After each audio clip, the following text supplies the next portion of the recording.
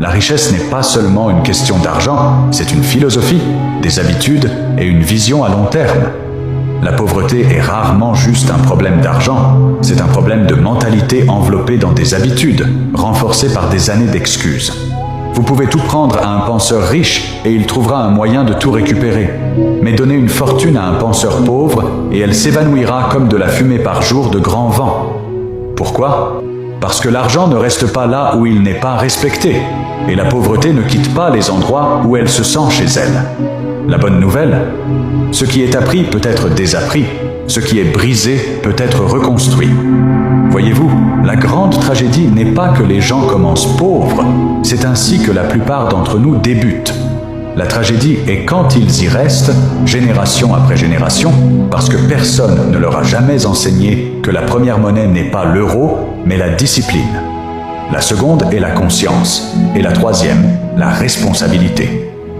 Ne me comprenez pas mal, il existe de réels obstacles dans le monde, mais il y a une chose pire que d'avoir des obstacles. Les blâmer. Le moment où vous laissez la décision de quelqu'un d'autre déterminer votre destin, vous avez rendu les clés de votre avenir, et c'est pourquoi le cycle se répète. Aujourd'hui, je veux vous parler non seulement de pourquoi les personnes pauvres restent pauvres, mais comment vous pouvez y remédier.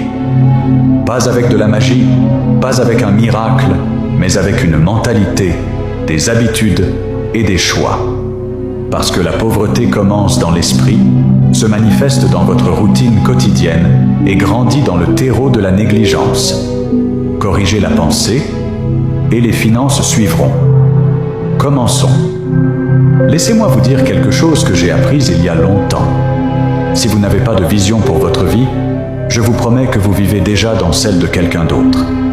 Et la plupart du temps, les personnes pour qui vous finissez par travailler en avaient une.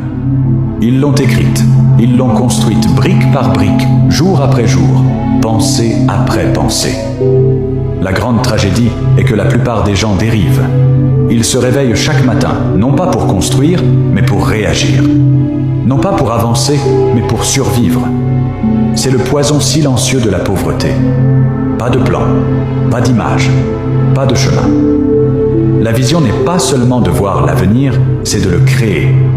C'est regarder 5 ans, 10 ans devant et dire « Voici qui je deviendrai, voici ce que je gagnerai, voici ce que je donnerai, et voici la vie que je construirai. » La plupart des gens ne font jamais cela. Ils sont trop occupés à éteindre des feux quotidiens pour s'asseoir et allumer une flamme à long terme. Mais si vous voulez devenir riche, vraiment riche, pas seulement de l'argent en banque, mais la liberté dans votre esprit, vous devez concevoir cette vie à l'avance. Je me souviens d'avoir été fauché.